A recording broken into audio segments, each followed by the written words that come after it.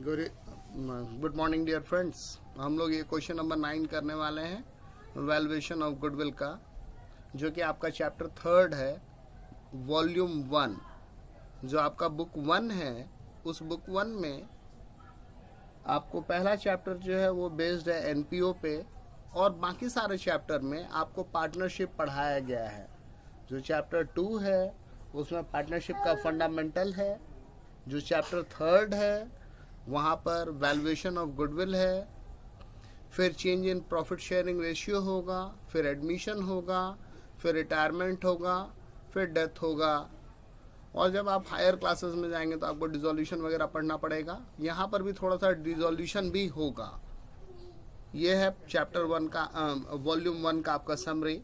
यहाँ पर हम क्वेश्चन पे फोकस करते हैं मेन। एक कोई तरंग है जिसने ज्योति के बिजनेस को खरीदा है, और ये बिजनेस खरीदा उसने 1 अप्रैल 2021 को। जो ज्योति का बिजनेस है उसमें 3 पिछले साल के फाइनेंशियल स्टेटमेंट को देख रहा है।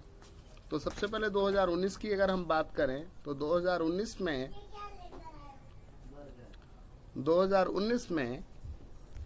1 लाख का प्रॉफिट है, और वहां पर एक एबनॉर्मल गेन है 12,500 का।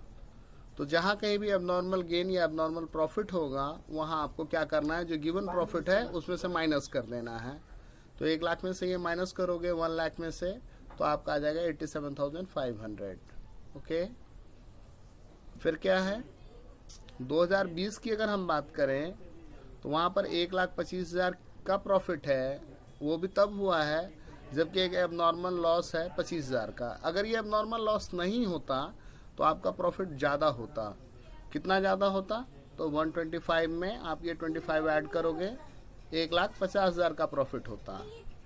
ओके, और फिर 2021 की बात करें तो वहाँ पर 1,12,500 का प्रॉफिट हुआ है, और आपको एक इंश्योरेंस प्रीमियम देना था जो आपने नहीं दिया है, और ये प्रॉपर्टी को इंश्योर करने के लिए है। तो आप क्या करोगे, इसमें से माइनस कर दोगे। ये तो डेली नेचर का खर्चा है, वो माइनस अगर कर दोगे तो आपका 1 लाख हो जाएगा।